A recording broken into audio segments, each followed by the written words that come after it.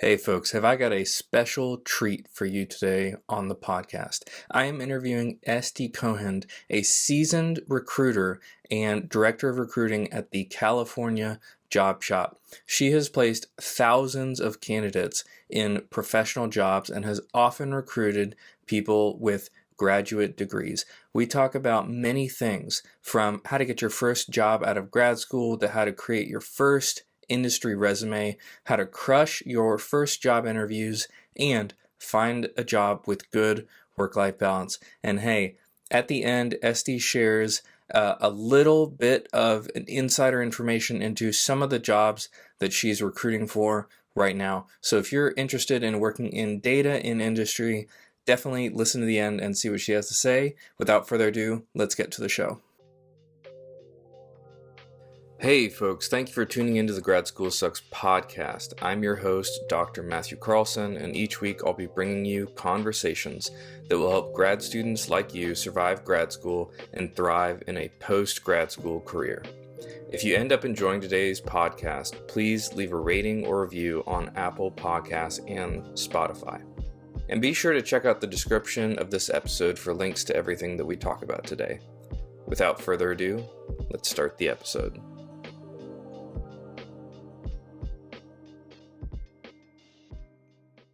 Well, Estee Cohen, thank you so much for joining me. This is Estee from the California Job Shop. I am so glad to be talking with you today on the podcast. We have a lot to talk about. You are a very unique guest for this show. But before we jump into it, I wanted to give you an opportunity to further introduce yourself, but also plug away however you want people to follow you online or join a newsletter or anything like that. Sure. I really appreciate the opportunity. And me and you have become friends through Instagram. So that's really nice. Mm-hmm. And I own California Job Shop. We are very high volume at placing all kinds of people, including masters and PhDs. So we got you. And you can look at us on LinkedIn, California Job Shop, or on Instagram, California Job Shop. I also have a little podcast called Apply Now, where we specifically cover applying for jobs, resumes, recruiting, advancing your career, parenting and recruiting, those kinds of things. So I'm excited to talk. Yes. And I'll have links to all of this in the description below. So whether you're on YouTube or listening to the podcast, you can just scroll down, click, and go check out all of those. And I will go ahead and say, the Apply Now podcast, I've been listening to it for like a month or two at this point. And I have to admit, I will listen to your advice and then I will think about it, take my dog for a walk, and then I'll be like, okay, I'm going to create some content for my channel from the advice that you share on your podcast. And I've given you a shout out once or twice, but not every shout out you deserve. So I'm glad to have you on here to chat more directly. So Estee, we talked a little bit about my audience and kind of where they're coming from. So many of these students don't have what we would call industry experience or jobs in the business world. They're coming out of academia. They have these academic experiences. What are the biggest challenges you see for grad students that may lack, quote, industry experience for getting their first job out of grad school in the business world? Okay, so I have a few ideas about that. Number one, a lot of people want to justify the price of their PhD or master's degree with their very first job. And your first job, the typical amount of money, I would say, and I'm going to just give a number, I'm going to throw it at you. And if you disagree, push back, no problem. Someone who graduates with a PhD, I see their first salary, just straight out of school, between $70,000 and $90,000. That's really where we rank PhDs with zero experience. So sometimes we'll interview someone with a PhD and they'll say, my degree costs XYZ amount of money. I'm looking to start at 120. And we'll answer, I appreciate that and I respect that. But if you want to get your foot in the door, then start a little bit lower once your first job, and then you can work your way up. And as you become an expert in your specific field, you're worth way more money. So I would say shoot your salary lower, get in at a larger company because you'll have more room for growth. And the growth has specific standards. Like you'll start off as an associate, then you'll become the regular person, then you'll become a senior, and it will get you from here to there. And I would stay at a job that's pretty decent for a couple years so that you build experience, and then you're worth way more for your second job. Hmm. Okay. And then there are certain places that will pay more for a PhD right out the boat. If you are a teacher for middle school or high school or community college, which I guess would be a professor, you are worth way more with a PhD.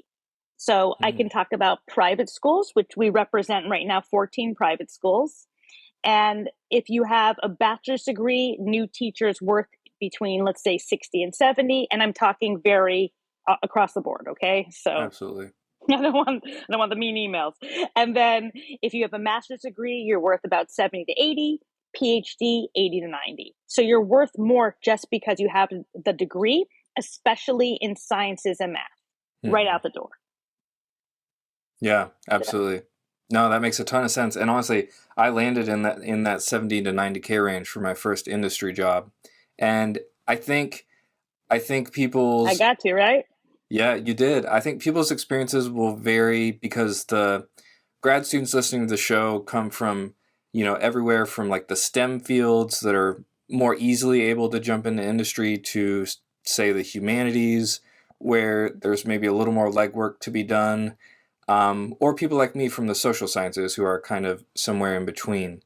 Um, so I think another thing that may petrify grad students a little bit when they first think about jumping into the job market and industry are the materials. So we're trained to create CVs. These are documents that have dozens of pages that list every single thing we've ever done. And when it comes time to make a resume, it's not a skill that I think many grad students have. So what do you think are the essential pieces that grad students need to be including on a resume?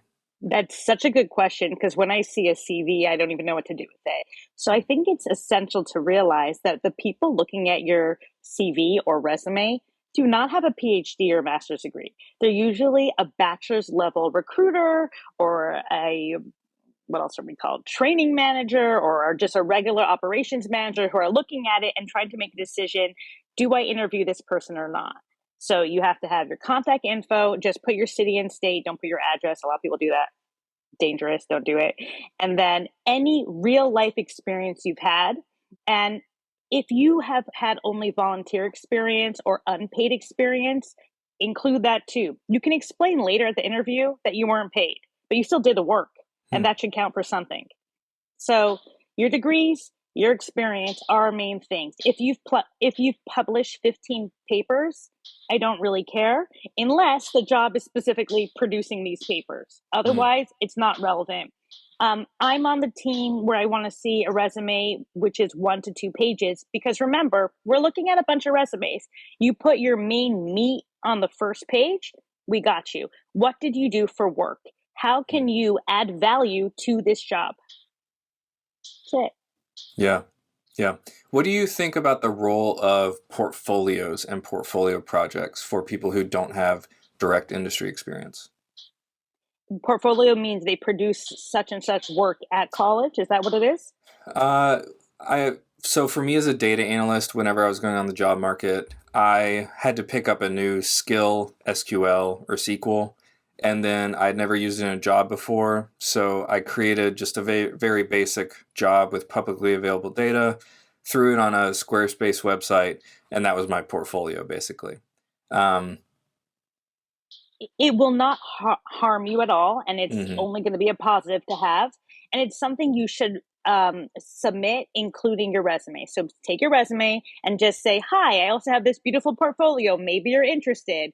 And usually, the first person screening you will not be interested, but they'll forward it to someone higher up who will be Mhm. like, "Oh my gosh, he knows this. That's amazing." So it won't work against you, but I don't think it's a make or break it thing. Yeah. So No, no, yeah. that makes total sense. Um, so a couple other things that I've been thinking about when it comes to soft skills. So this going back to your podcast, this is one thing that you talked about with a fellow recruiter. I do not remember her name off the top of my head. It was a week or two ago. Anyway, um, you were talking about how someone who shows enthusiasm for the job and who's generally likable has a much greater chance at actually getting a job. Can you speak to soft skills and how that plays into the job process? Yes, because every single person is hired for their actual skill set and if they're a pleasure to be around. Hmm. So if you smile during the interview, if you say, I'm so excited for this job, just really basic things that show that you're very interested, you will make it to the top because so many people act like we're harming them for interviewing them, Yeah. and if you come in with a positive, refreshing attitude and you're open to learn, you're open to grow, that'll beat out people who are more skilled than you are.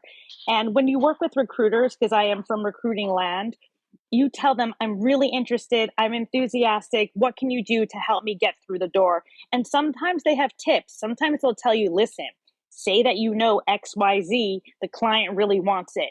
Because Hmm. remember also that recruiters want you to get the job even more than you want the job. Hmm. So they're on your team trying to push you through. Yeah.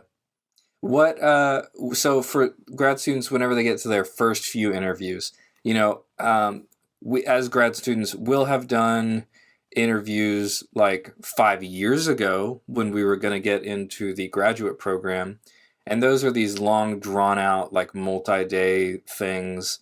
Um, but for job interviews, what are some tips or tricks or what perspectives should grad students have when they're going to their first few job interviews?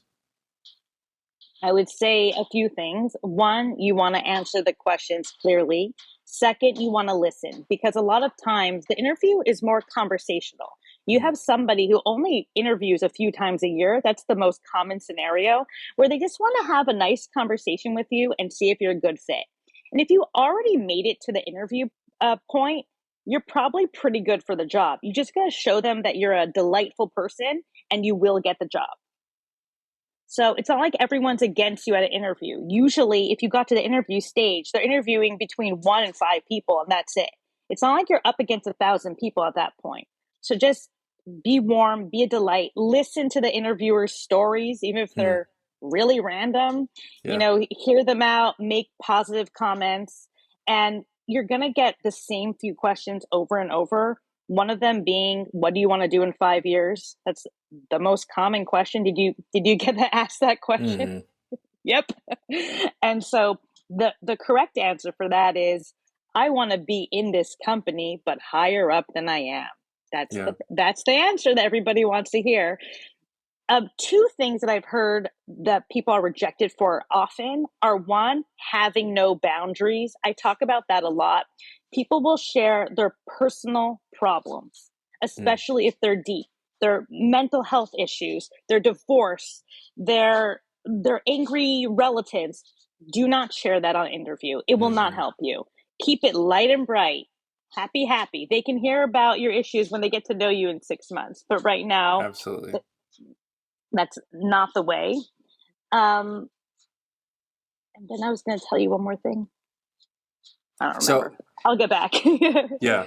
Um, so on that note, one of the things that I recommend a lot of grad students do is to do informational interviews or coffee chats to basically build up their network.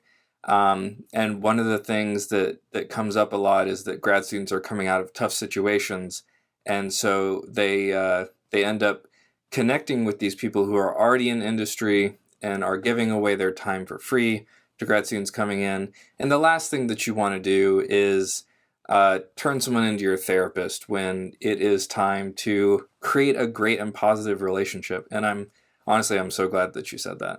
Um, yeah, that really speaks to me. Oh, you know what? I'm sorry. I was thinking of the other thing that people Yeah. push themselves out of the interview. It's people who have a bunch of different ideas and are doing too many things at once. When Hmm. you're on the interview, focus on that job and what the company wants from you. Sometimes we have people going into an interview for a data analyst. That's amazing. That's what a lot of people are, including you, right? Hmm. PhD, perfect fit for that job. But then they're talking about Bitcoin and real estate they've bought and different ideas that they've had.